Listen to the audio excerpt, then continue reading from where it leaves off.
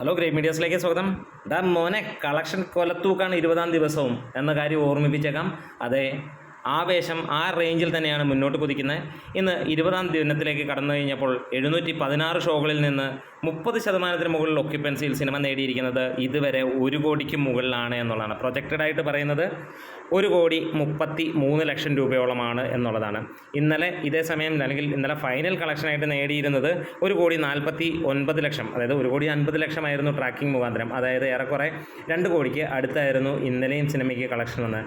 എല്ലാ ദിവസങ്ങളിലും സിനിമയ്ക്ക് 2.5-3 കോടി ആ റേഞ്ചിലേക്ക് തന്നെയാണ് കളക്ഷൻ പോയിക്കൊണ്ടിരിക്കുന്നത്. ഇതിനോടകം തന്നെ 125 കോടി കടന്നിരിക്കുന്നു സിനിമ. കേരളത്തിൽ നിന്ന് മാത്രമേ 60 കോടിയിലേക്ക് സിനിമ എത്തിയിരിക്കുന്നു. അതുപോലെ ഇന്നത്തെ കളക്ഷൻ ഏറെക്കുറെ 1,75,80,00,000 രൂപയിലായിരിക്കും ഇന്നും നിൽക്കാൻ പോകുന്നത്. എന്തായാലും ആവേശം ആ റേഞ്ചിലേക്ക് തന്നെ പോവുകയാണ്. സമീപകാലത്ത് ഒരു സിനിമയ്ക്ക് കിട്ടുന്നതിൽ ഏറ്റവും മികച്ച കളക്ഷനും അതേപോലെ അഭിപ്രായവും നേടി തന്നെ പോകുന്നു. ആടുജീവിതം കഴിഞ്ഞാൽ അതിൻ്റെ തൊട്ട് പിന്നാലെ വന്നിരിക്കുന്ന ഈ ഒരു സിനിമയാണ് ഏറ്റവും കൂടുതൽ ആളുകൾ ഇപ്പോൾ ഇഷ്ടപ്പെട്ടുകൊണ്ടിരിക്കുന്ന സിനിമ. ബാക്കി വരുന്ന സിനിമകളൊക്കെ ആളുകളുണ്ടെങ്കിൽ പോലും ഈ സിനിമയ്ക്ക് ഒരു രക്ഷയും ഇല്ലാത്ത തിരക്ക് തന്നെയാണ്. എന്തായാലും രംഗണ്ണൻ കസറുകയാണ്. ഫഹദിൻ്റെ ഒറ്റയാൾ പോരാട്ടം എന്ന് തന്നെ പറയാം.